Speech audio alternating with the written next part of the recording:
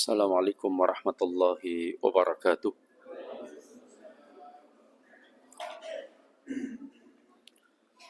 Alhamdulillahi thumma alhamdulillah. Alhamdulillahilladzi bini'matihi tatimmus salihat wa bifadlihi tatanazzalul khairat wal barakat wa bitaufiqihi tatahaqqaqul maqasid wal ghayat. Alladzi hadana lihada wa ma kunna linahtadiya laula an hadana Allah. Asyhadu an la ilaha illallah wahdahu la syarika lah wa asyhadu anna Muhammadan abduhu wa rasuluh.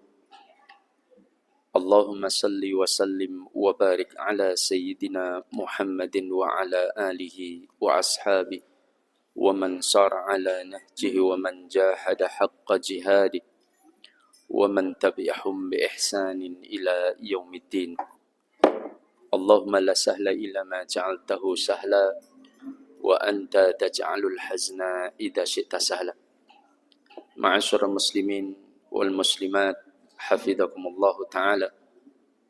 Alhamdulillah, pada kesempatan malam hari ini Allah Subhanahu wa taala memberikan kenikmatan kepada kita semuanya, yaitu kenikmatan untuk bisa menjalankan salat maghrib secara berjamaah, dan kita diberikan kesempatan untuk bisa duduk di Raudhah min Riyadil Jannah, taman di antara taman-taman surganya Allah Tabaraka wa Ta'ala. Mudah-mudahan kita semua dijadikan oleh Allah hamba-hamba yang pandai bersyukur atas semua nikmat-nikmat yang Allah Tabaraka wa Ta'ala berikan, dengan ditandai datangnya nikmat kepada kita, maka semakin dekat pula kita kepada Allah Subhanahu wa Ta'ala.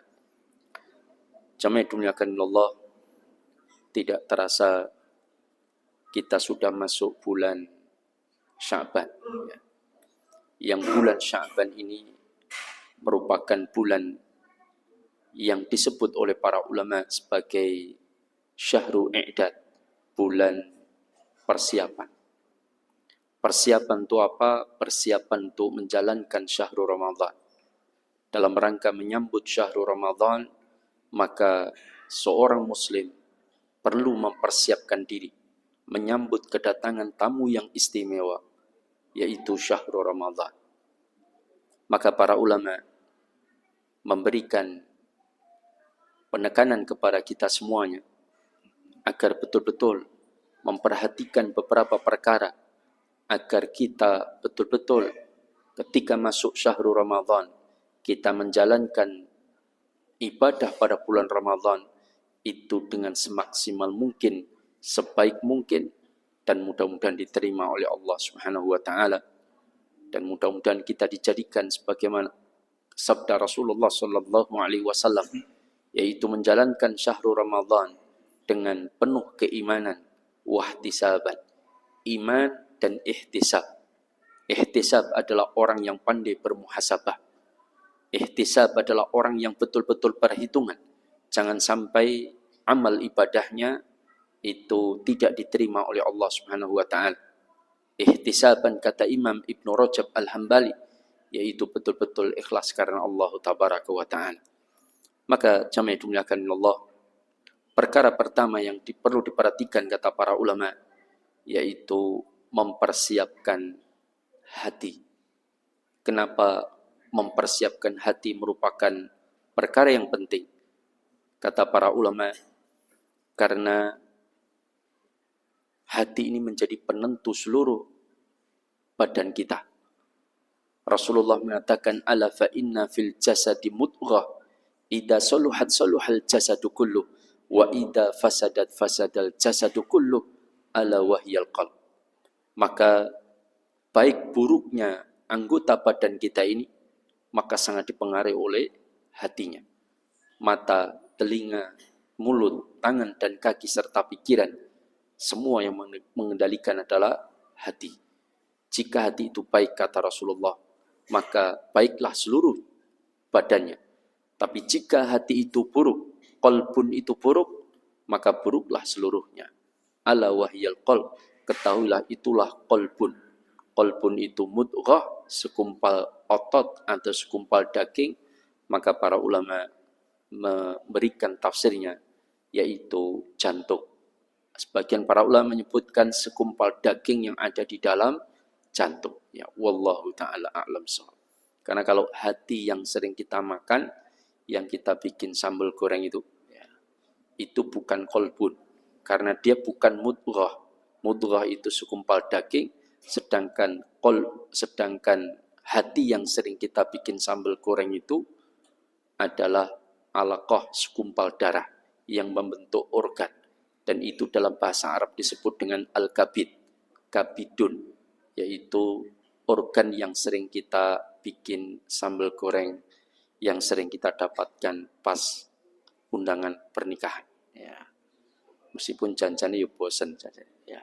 Angger nikah mesti nugget, kroket, brownies, kemudian sop, habis itu sego kuning campur putih, lawe nugget sama apa tadi sambal goreng, ya. Sama diwur-wurin dok, apa namanya? Kalau ditanya bosan atau pembuatan bosan, tapi kalau ngadakan pernikahan yang disajikan ya itu aja, ya. Betul nggak Pak? Ya. Padahal kalau pernikahan terus ngundang bakso, kita mantep Pak, ya. Usul Pak. Ya. Ya. Maka saya pernah datang satu acara pernikahan, itu makannya kebuli Pak. Ya. Daging kambing kebuli, minumnya botolannya tadi Pak. Ya. Kasih botolan, nggak pakai teh Pak. Botolan sudah. Ya. Itu nuansanya beda, menarik Pak. Ya. Atau sego pecel Pak. Ya. Nah jamaah dimuliakan Allah, ini tentang qalbun, hati. Ya. Kenapa hati itu penting? Kita semangat atau tidak dalam menjalankan puasa itu dipengaruhi oleh hati. Contoh misalkan, jika ada anak muda dari pagi jam 8 sampai jam 8 malam kerja lembur, terus diajak ronda tetangganya, pulang jam 11, tidur jam 12, dibangunkan bapaknya jam 2, kira-kira untuk sholat tahajud bangun betul Pak? Tidak. Alasannya kesel, ngantuk, boyoit, pegel, macam-macam. Tapi kalau dengan kondisi yang sama, terus dibangunkan bapaknya jam 2, diajak nonton Lionel Messi bertanding di mana? Berangkat teman-teman? Berangkat Pak. Artinya semua itu yang mengendalikan adalah jiwanya, qalbunnya. Semangat atau tidak itu qalbun sangat punya pengaruh besar. Apalagi kita tahu dalam Al-Baqarah disebutkan kutiba alaikumus siyamu kama kutiba alal ladina min qablikum la'allakum tattaqun. Agar engkau menjadi manusia yang bertakwa dengan puasa itu. Dan Rasulullah mengatakan at-taqwa hahuna sambil menunjuk dadanya sebelah kiri. Maksudnya adalah jantung hatinya. Maka takwa itu letaknya pada qalbun. Kalau kita tahu bahwa takwa itu letaknya pada qalbun kita, dan qalbun itu adalah media tanam pohon ketakwaan, berarti memperhatikan media tanam berupa qalbun itu perkara penting untuk menumbuhkan pohon ketakwaan dalam diri kita. Maka inilah yang kemudian hati juga menjadi penentu seseorang itu merasakan nikmatnya beribadah atau tidak, itu juga sangat dipengaruhi oleh jiwanya. Maka oleh karena itulah mempersiapkan diri dalam menyambut syahrul Ramadan dengan membersihkan qalbun itu perkara yang amat sangat penting. Makanya Allah Tabaraka wa Ta'ala sampai bersumpah 11 kali. Ini pesan yang didahului sumpah dengan terbanyak sumpahnya. Allah yaitu 11 kali dalam Al-Quran. Wasyamsi wa duhaha wal qamari idha talaha wan nahari idha jallaha. Sampai 11 kali bersumpah. Lalu Allah mengatakan qad aflaha man zakkaha. Sungguh beruntung orang yang mensucikan jiwanya. Maka ketika kita menyambut syahrul Ramadan dengan kita sucikan jiwa kita, qalbun kita. Kenapa? Karena setiap maksiat, mungkarat, dosa yang kita lakukan, itu kata Rasulullah meninggalkan nuqtatus sauda, satu binti hitam. Satu dosa tambah satu binti hitam, tambah lagi terus sampai hati kita menghitam, sakit bahkan rusak. Maka ketika beribadah, menjalankan syahrul Ramadan dengan hati yang belum siap, hati yang masih kotor, banyak bintik hitamnya, maka jaminan ketika dia itu sholat taraweh di satu masjid, kebetulan imamnya setengah juz saja, itu sesuai pindah masjid, Pak. Ya. Kenapa? Terlalu banyak. Dia nggak merasa nikmat mendengarkan ayat-ayat Al-Quran dilantunkan. Ia tidak mampu mentadaburi. Dan ia tidak merasakan halawatul ibadah. Maka merasa berat sholat itu. Maka oleh karena itulah, mempersiapkan hati dengan membersihkan dengan istighfar dan taubat merupakan perkara yang amat sangat penting untuk kita perhatikan. Yang kedua, kata para ulama, kerjakanlah segala sesuatu yang akan mengganggu ibadah puasa kita, maka kerjakan sejak sekarang. Apa contohnya? Bikin baju sarimbit sekeluarga. Ya. Itu biasanya kalau enggak segera dilakukan di bulan Sya'ban, itu biasanya dikerjakan pada 10 hari terakhir bulan Ramadan. Maka 10 hari terakhir seharusnya dia sibuk beribadah, sibuk tadarus Quran, malah sibuk keluyuran tang PGS, Grand Mall, dan lain sebagainya. Kenapa? Maka lihat, masjid-masjid itu taraweh kalau 10 hari terakhir tambah kebak, tambah sepi, Pak. Tambah sepi, berkurang. Di 10 hari pertama bingung golek karpet tambahan. 10 pertengahan mulai karpetnya dilinting, Pak. Karpet-karpet tambahannya karena di dalam masjid sudah cukup memenuhi. Kemudian 10 hari terakhir sholatnya seperti kembali sedia kali seperti bulan sebelum Ramadan. Kadang-kadang itu menyedihkan.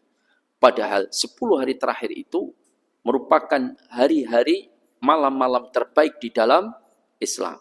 Maka oleh karena itulah semangat pada 10 hari terakhir seharusnya ditingkatkan. Bukan malah kendor. Akibat sibuk dengan urusan-urusan menyiapkan pada bulan Syawal. Entah parcel, entah apapun. Bikin makanan. Ini kadang-kadang 10 hari terakhir malah sibuk goreng rengginan. Ya. Kacang telur, nastar, bikin dari pagi sampai sore. Bertoples-toples, alasannya nanti banyak keluarga datang. Lawang para sahabat, bukannya nggak boleh, boleh Pak, nggak dilarang boleh. Cuman apa nggak rugi Pak? Kalau waktu-waktu terbaik itu malah digunakan untuk hal yang urusan dunia. Kalau punya duit lebih baik beli, jadi sudah selesai Pak. Parcel sejak sekarang pesen nanti biar dikirim ke tempat-tempat karyawan-karyawan kita untuk kita kasih hadiah parcel.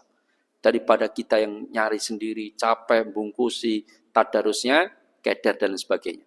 Maka itulah yang harus dipersiapkan segala apapun yang akan merusak ibadah kita pada bulan Ramadan, kerjakan sejak sekarang.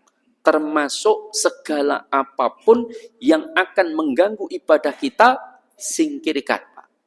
Apa contohnya? Facebook, Twitter, Instagram, TikTok, dan lain sebagainya. Kalau kita justru sering melihat handphone yang kemudian melalaikan kita dari tadarus Quran, qiraatul Quran, beribadah banyak amalan, maka lebih baik sementara media sosial, Instagram, Facebook, Twitter, Snap, apalagi, pokoknya macam-macam itu tutup dulu sementara. Daripada kalau perlu ganti HP jadul dulu, ya, yang HP lama yang bisanya WA, SMS sama telepon. Nanti kalau hubungi saya harus telepon, kali itu kan SMS pun buatan musim. Ya. Maka itu dilakukan demi kebaikan ibadah puasa kita. Dan yang terakhir adalah bagaimana kita mempersiapkan ilmu di dalam menyambut syahrul Ramadan. Ilmu apa? Ilmu ibadah apapun yang akan kita kerjakan pada bulan Ramadan. Puasa, sunnah-sunnahnya kita perhatikan. Apa yang menyebabkan puasa kita hilang pahalanya kita perhatikan. Kemudian ibadah taraweh.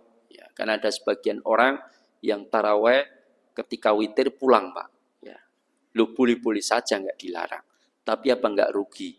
Karena dalam satu hadis, orang yang sholat bersama imam sampai selesai, maka dia dianggap sholat semalam suntuk, Pak. Lu apa malah pahalanya sing sholat semalam suntuk karena dianggap seperti itu, sedangkan dia masih tidur malamnya masih bangun sholat malam. Tapi saya pengen sholat malam lagi, Ustadz, malamnya dengan khusyuk sendirian.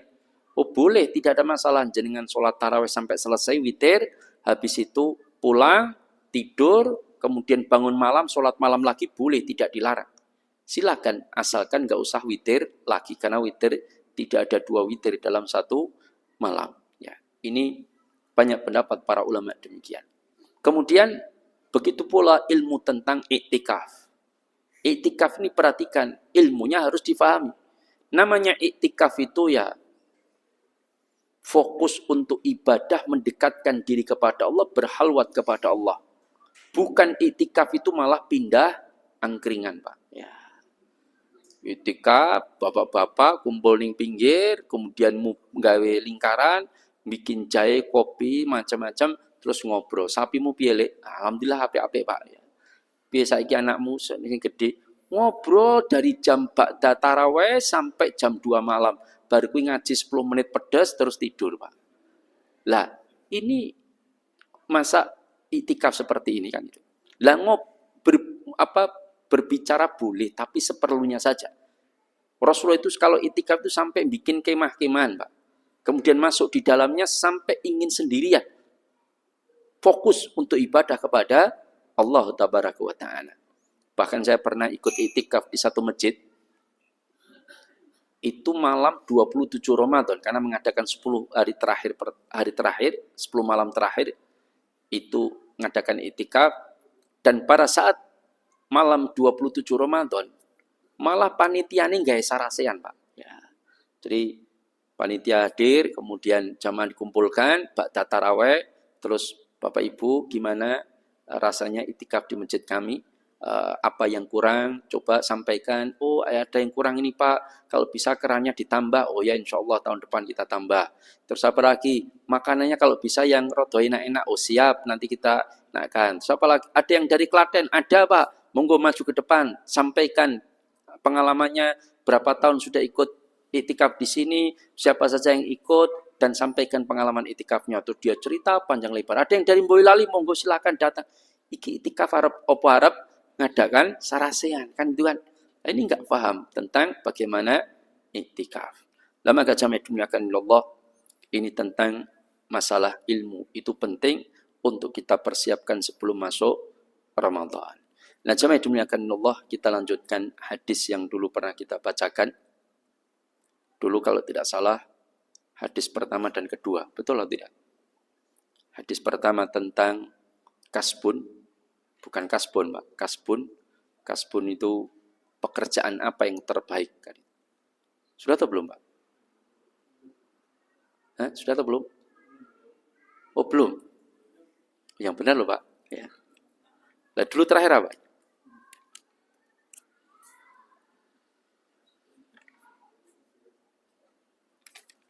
Ya. Saya sebutkan hadis ini dulu. Ya, nanti kalau belum berarti nanti kita jelaskan. Dari awal atau langsung hadis tentang jual beli Jabir bersama Rasulullah. Ini kalau saya sampaikan awal, takutnya ada yang pernah ikut di tempat lain, sudah itu. Maka saya sebutkan dari hadis tentang Jabir ini terlebih dahulu. Nanti kalau belum, nanti kita jelaskan. Wa an Jabir ibni Abdullah annahu kana ala jamalin lahu qad a'ba. Ya. Wah ini kacamatanya ketinggalan, Pak. Fa arada ayyus sayyibahu qala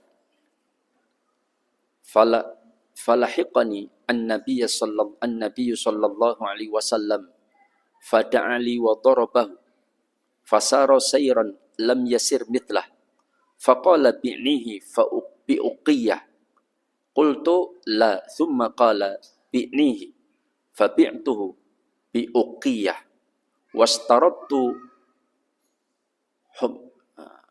humalanahu ila ahli falamma balagtu ataituhu bil jamal fanaqadani thamanuhu thumma raja'tu fa arsala fi athari faqala aturani ma kastuk la li akhud khud jamalaka wa darahimaka fahuwa lak. Hadis muttafaqun alaih wa hada siyaq li Muslim. Ini redaksi milik Imam Muslim ya. Dan hadis ini sepakati kesahihannya oleh Imam Bukhari dan Imam Muslim ya. Dari Jabir Ibni Abdillah, sesungguhnya beliau saat itu berada di atas ontanya ya. Di mana ontanya itu telah lemah ya. Sehingga ontanya disebutkan para ulama dalam satu riwayat yang lain itu ketinggalan ya. Karena ontanya kurus, tua, kemudian lemah, dan beliau selalu ketinggalan di belakang dalam barisan pasukan ya. Fa'aroda ayyusayyibahu qala ya. Kemudian beliau ingin meninggalkan ontanya. Wah, ini ontanya kelemak-kelemek, raiso melayu, jalannya ketinggalan terus, maka beliau pun punya keinginan untuk meninggalkan onta tersebut. Qala, kemudian dia berkata, beliau menceritakan tentang pengalaman beliau bersama Rasulullah sallallahu alaihi wasallam. Maka Rasulullah sallallahu alaihi wasallam mendatangiku, menemuiku ya. Kemudian Rasulullah sallallahu alaihi wasallam fada'a li, kemudian mendoakan untukku, wa darabahu, dan memukul untaku ya. Fasara sayran lam yasir mitlah, kemudian untaku bisa berjalan dengan jalan yang tidak seperti tadi ya, kelemak-kelemek ya, artinya berjalan normal, bisa mengikuti rombongan yang di depan ya. Faqala, kemudian Rasulullah mengatakan, bi'nihi, jualah untamu kepadaku, bi'uqiyah, dengan satu uqiyah. Qultu, maka aku mengatakan, la, tidak ya. Thumma qala, maka Rasulullah pun mengatakan lagi, bi'nihi, jualah kepadaku. Fabi'tuhu bi'uqiyah, maka aku pun akhirnya menjual dengan satu uqiyah. Satu uqiyah itu berapa? Berapa satu uqiyah? Satu uqiyah itu kalau tidak salah 40 dirham ya. Dulu di zaman Nabi satu dinar itu 10 dirham. Kalau satu dinar 10 dirham, 40 uqiyah berarti 4 dinar. Satu dinar sekarang itu berapa juta, Pak? Kalau nggak salah kan 4,25 gram emas. Kalau satu emasnya 1,5, ya anggap aja 7 juta. Ya. 7 juta kali 4, berapa itu? 28 juta. Larang nomor murah. Unta dengan harga sekitar 4 dinar atau satu uqiyah 40 dirham. Wastaratu, dan aku pun mempersyaratkan untuk membawanya kepada keluargaku. Maksudnya dalam riwayat lain Imam Ahmad disebutkan meminta kepada Nabi untuk menungganginya. Meskipun dibeli Nabi, tapi mempersyaratkan agar Jabir itu dibolehkan menunggangi, meskipun sudah dibeli Rasulullah Shallallahu Alaihi Wasallam, tetapi beliau mempersyaratkan agar menungganginya sampai ke Madinah, yaitu ke keluarganya. Falamma balagtu ataitu, kemudian ketika aku telah sampai ya, ke keluarganya dengan biljamal, dengan onta tersebut, di mana fanaqodani thamanuhu, di mana Rasulullah telah membayar harganya. Thumma raja'tu fa'arsala fi athari, kemudian aku pun kembali kepada Rasulullah dan Rasulullah mengikutiku ya. Faqala, kemudian Rasulullah mengatakan, aturoni, apakah engkau mengira aku akan meminta pengurangan harga ya. Li akhudha jamalak, untuk mengambil untamu. Khud jamalaka wa darahimaka fahuwa laka, ambillah untamu dan uang ini, uang yang telah kubayarkan, ambillah semuanya. Ya. Itu adalah untukmu. Ya. Ini hadis tentang pengalaman Jabir bertransaksi dengan Rasulullah Shallallahu Alaihi Wasallam. Jadi kata para ulama, ini saya ambilkan syarahnya dalam kitab Tawdih al-Ahkam min Bulughil Maram karangan Syekh Abdurrahman bin Abdullah Al-Bassam. Nah, beliau menjelaskan tentang hadis ini, banyak hikmah yang terkandung dalam transaksi ini. Pertama, di sini disebutkan Jabir punya kendaraan yang selalu terlambat karena kurusnya dan lemahnya unta tersebut. Dia selalu ketinggalan. Dan kita tahu Rasulullah Shallallahu Alaihi Wasallam itu pemimpin kaum muslimin, pemimpin perang dalam peperangan. Dan Rasulullah sebagai pemimpin ini menunjukkan Jabir yang ketinggalan di belakang, Rasulullah pun menghampirinya. Paham ya? Kalau pemimpin sekarang beribun, Pak? Paling ngarep dewe, jamaah ketinggalan serang gagah, salah dewe kan? Ya, dia jalan terus. Tidak dengan Rasulullah. Rasulullah terkadang ke belakang untuk mengontrol pasukannya, ada yang punya masalah atau tidak. Dan ternyata Jabir punya masalah dengan kendaraannya, di mana kendaraannya selalu ketinggalan. Sampai Jabir itu punya keinginan. Ya, aku punya maksud. Wes untaku tak culke wae, tak melakukan itu. Kang saking lambatnya untanya, akhirnya beliau punya keinginan untuk melepaskan untanya, dia turun dari untanya terus diliarke. Biar dia makan membiarkan untanya pergi, terserah kemana dia, maka kemudian dia berjalan kaki atau menggonceng sahabat yang lain. Nah, hadis ini menunjukkan bagaimana seorang pemimpin yang baik, yaitu memperhatikan anak buahnya, kadang di belakang, kadang di depan, untuk mengontrol semua bagaimana keadaan rakyatnya, keadaan pasukannya. Dan inilah Rasulullah Shallallahu Alaihi Wasallam. Kemudian ketika mendapati masalah pada Jabir, yaitu pada untanya, maka inilah Rasulullah kemudian fada'ali, beliau mendoakanku, wadorobahu, dan kemudian memukul untaku, dipukul dengan pukulan yang menyebabkan unta itu berjalan normal kembali, tidak kelelat-kelelet. Ya. Nah, ini menunjukkan mukjizat Rasulullah Sallallahu Alaihi Wasallam. Jadi mukjizat Rasulullah itu ada berapa? Ada 3. Yang pertama, mukjizat Al-Quran. Ya. Ini adalah mukjizat terbesar sepanjang sejarah.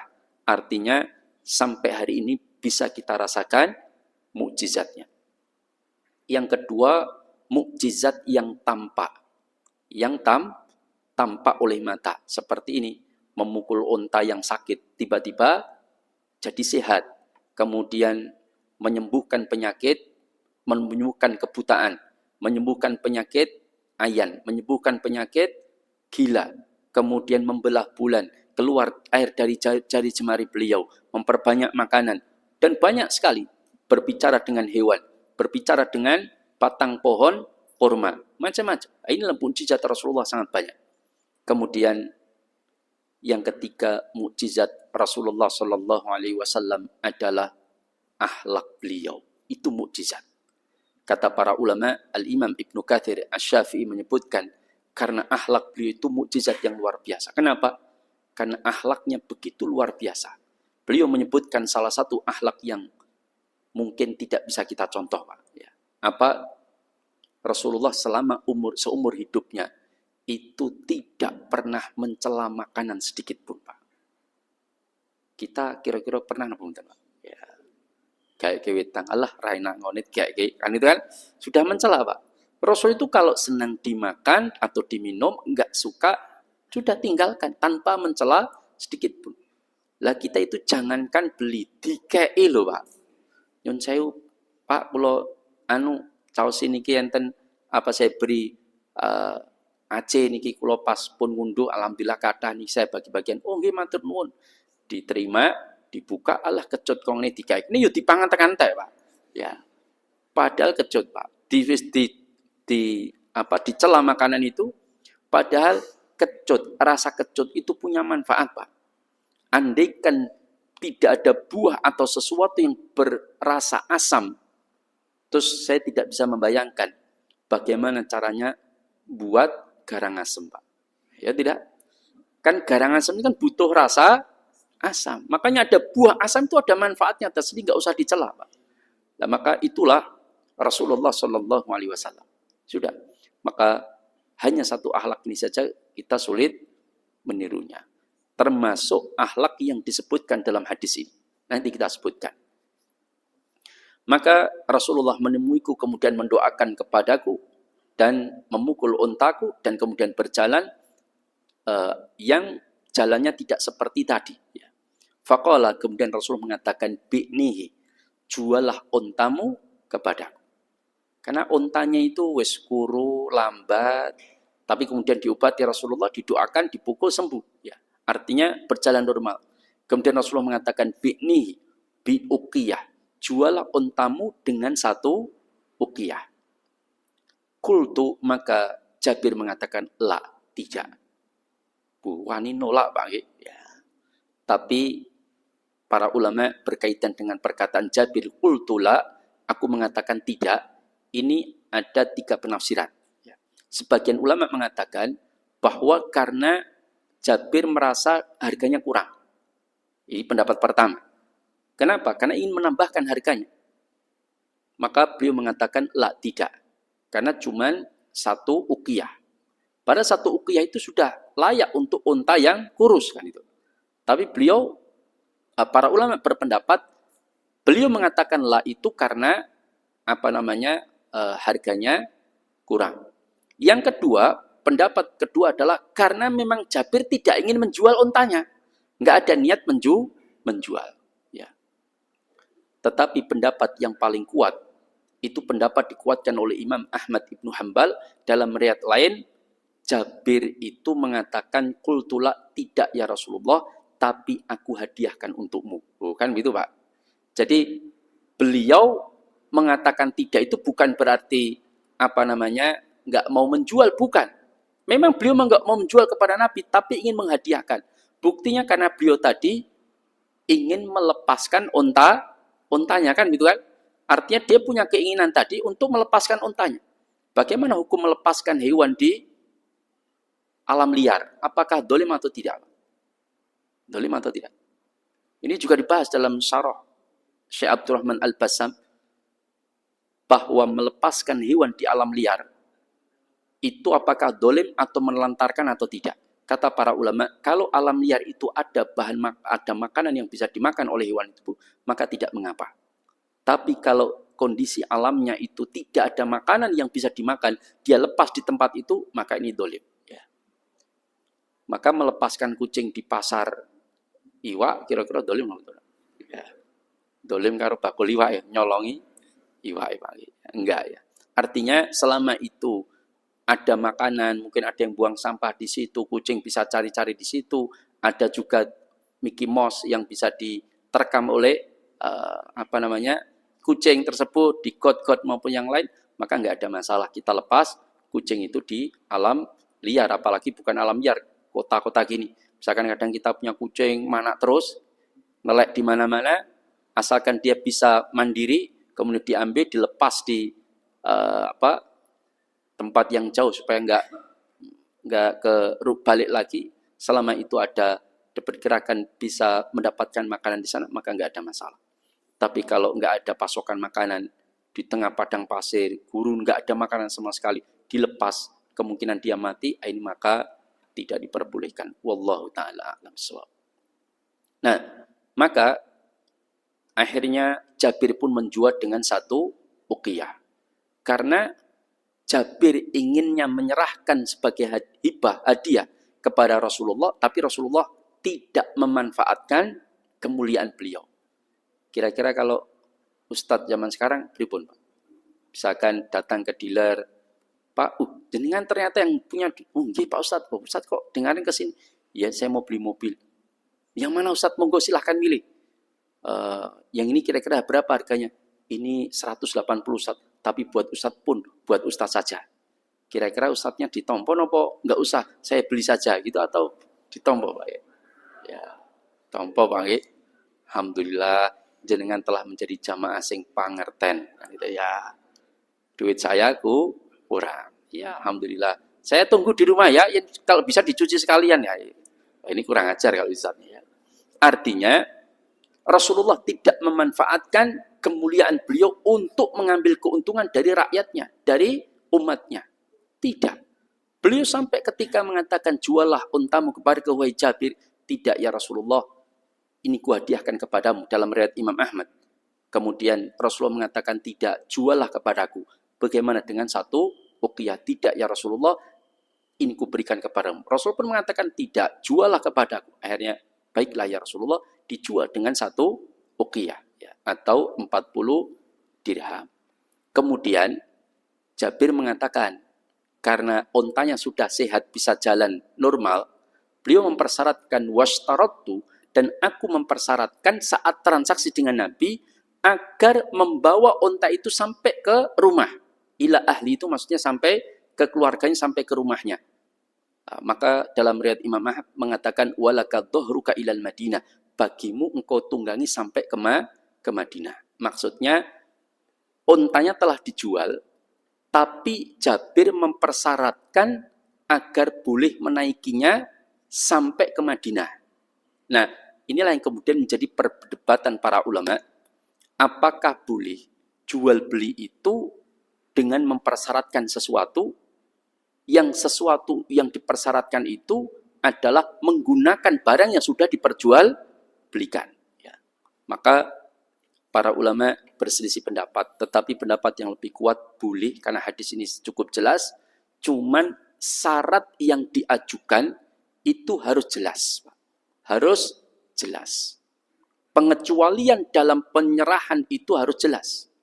Misal, Mas, motorku tukunan, ya rapopo piro regane 8 juta. Oke, tak bayar. Ning syaratnya Mas, tak nggosik seminggu ya. Ya, bayaran ning tak nggosik seminggu. Kalau memang dia mau, dan persyaratannya kan jelas Pak. Ora terus, Mas, motorku tukunan, ning untuk sementara tak nggosik. Cuman gak ada kata-kata sehari, atau 2 hari, atau sampai rumah. Lah nanti setelah terjadi transaksi, oke, serapopo. Habis itu setelah dibayar, tinggu setahun Pak. Ya. Loh kan di montore kosek kan syaratnya mbiyen tak nggosik kan gitu kan. Lah terus kapan? Yo kosek pokoknya tak nggosik ya. Lah kan jadi masalah. Ini nggak boleh karena nggak jelas. Tapi kalau pengecualian jelas, persyaratan tadi jelas, saya pakai dulu sampai 3 hari, dia setuju, nggak apa-apa. Karena dalam riwayat lain Rasul mengatakan al-muslimuna ala syurutihim, kaum muslimin itu sesuai dengan persyaratan yang mereka sepakati. Selama persyaratan itu tidak menghalalkan yang haram atau mengharamkan yang halal. Ya. Selama persyaratan itu tidak menghalalkan yang haram atau mengharamkan yang halal, maka syarat ini boleh. Meskipun Imam Ahmad Ibnu Hanbal berpendapat tidak boleh persyaratan itu lebih dari 1. Pendapat ulama sebagian mengatakan tidak boleh lebih dari 2. Tapi pendapat yang paling banyak diambil, mau persyaratan berapapun yang penting tidak menghalalkan yang haram atau mengharamkan yang halal, atau dalam pengertian tidak bertentangan dengan syariat Allah Tabaraka wa Ta'ala. Oh, sudah isang. Kemudian ketika aku sampai ke rumah dengan membawa unta tersebut, ya, di mana unta itu sudah aku jual kepada Rasulullah Sallallahu Alaihi Wasallam. Kemudian aku setelah sampai ke rumah, lalu aku kembali kepada Nabi, dan Nabi ternyata sudah mengikutiku. Kata beliau, kemudian Nabi mengatakan, Aturoni, apakah engkau mengira wahai Jabir, aku akan meminta pengurangan harga. Mungkin dengan 1 uqiyah itu secara harga mungkin lebih murah. Apakah engkau mengira aku meminta pengurangan harga, ya, untuk mengambil untamu? Maka Rasulullah mengatakan, Hud, ambillah untamu untukmu, dan 40 dirham tersebut wadarohim, dan 40 dirham itu, maksudnya dirham-dirham, ya dalam halnya dalam 40 dirham itu, ambillah juga untukmu. Enten model pembeli ngeten iki, Pak. Enten mboten, Pak? Ya. Mas, motormu tak tukune wae, bangi mogokan kaya ngono kuwi. Ya. Terus wis kono diservis, tak bayare. Wis rampung dadi, Pak. Selesai, normal, tak tukune ya, piro regane? 10 juta nih Pak. Wis rapopo tak bayar 10 juta. Ning apa namanya? Kula nggih tekan ngomah sik nggih. Oke, tak parani teng griya jenengan. Sampai rumah, Mas, motore karo dit 10 yuta mau wis PN wae. Enten iki, Pak. Ya. Inilah Rasulullah sallallahu alaihi wasallam. Sangat memperhatikan umatnya, ya. Nah, ini tentang bagaimana Rasulullah alaihi salatu wassalam itu betul-betul menjadi suri tauladan bagi kita semuanya. Laqad kana lakum fi Rasulillahi uswatun hasanah. Ada pertanyaan? Sudah ada? Tadi ada ya. Jam ya. Ada pertanyaan baik topik maupun luar topik ya. Oh, dulu belum saya sampaikan tentang pekerjaan apa yang paling baik, terus tentang jual beli barang-barang haram belum ya? Oh, belum. Oh, di sini belum. Di tempat lain sudah. Ada pertanyaan? Enggak ada. Sudah Isa? Oh, 1 menit lagi. Ada jenengan? Oh, enggak. Ya. Oh, sudah Pak ya.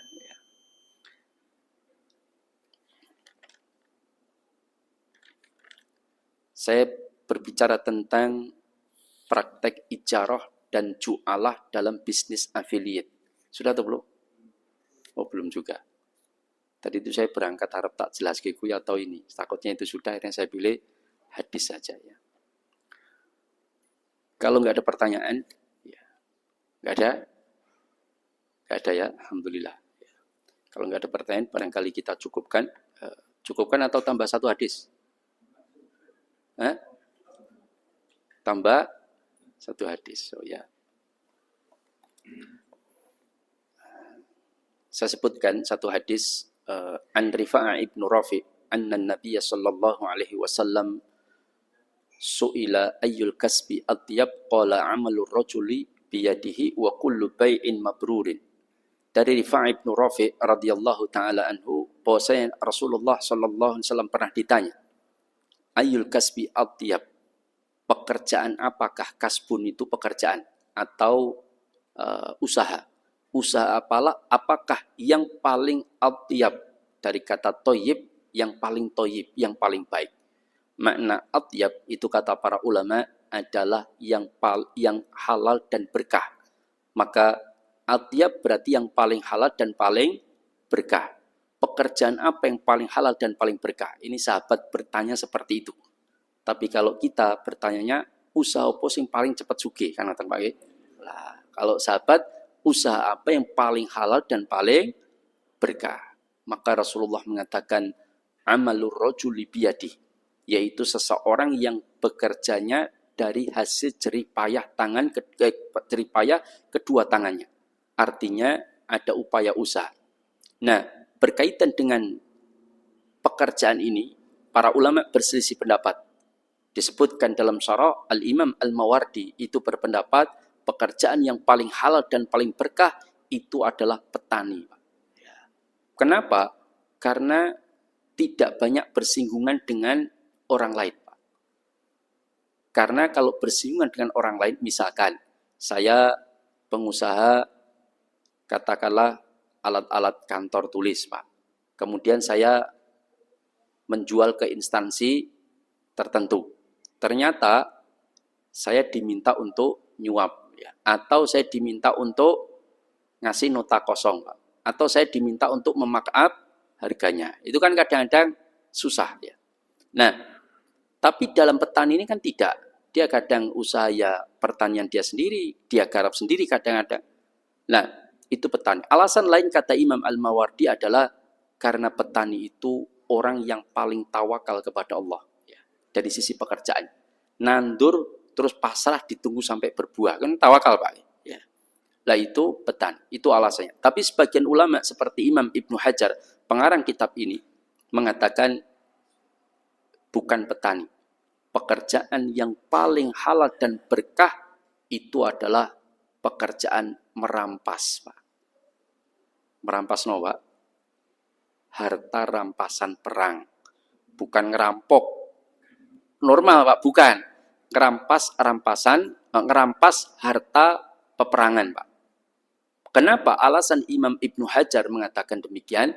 karena manusia terbaik di atas muka bumi ini, itu diberikan harta oleh Allah, jatah dari harta ghanimah, harta rampasan perang.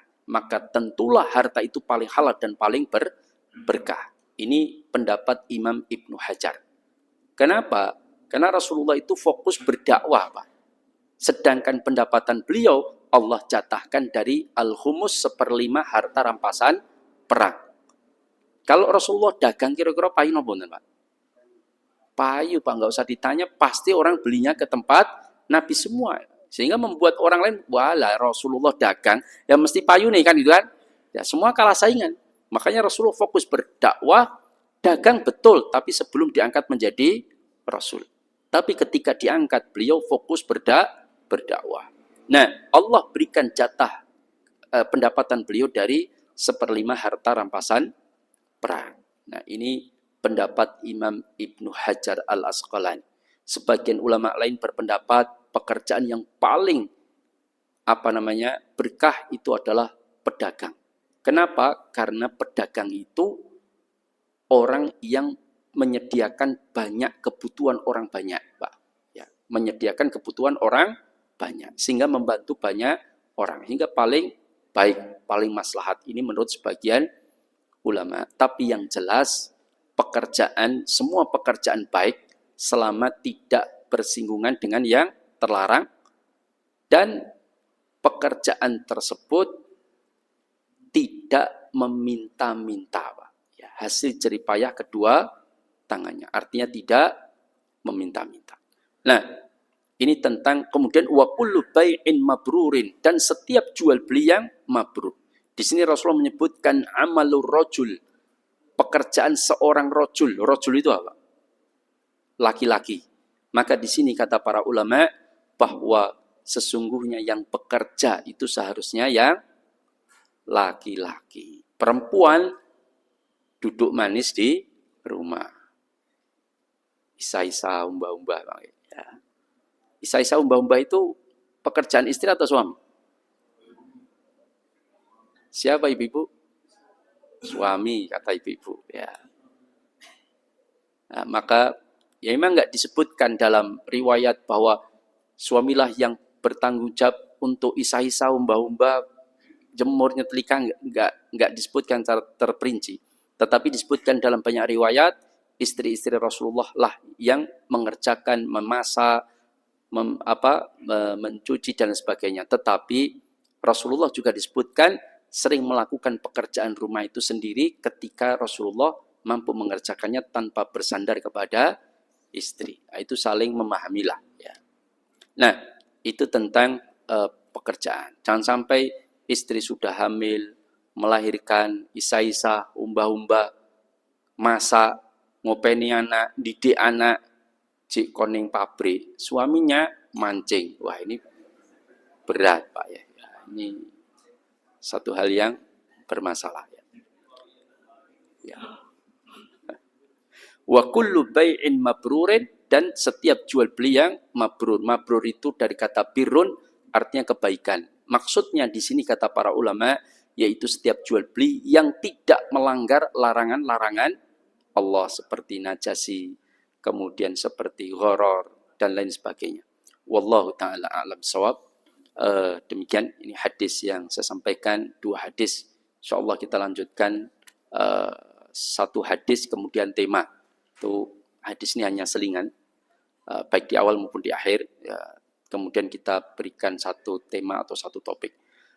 Demikian dari saya, mudah-mudahan bermanfaat. Aku qauli hadza wa astaghfirullah li wa lakum innahu wal ghafurur rahim. Subhanakallahumma wa bihamdika asyhadu an la ilaha illa anta astaghfiruka wa atubu ilaik. Assalamualaikum warahmatullahi wabarakatuh.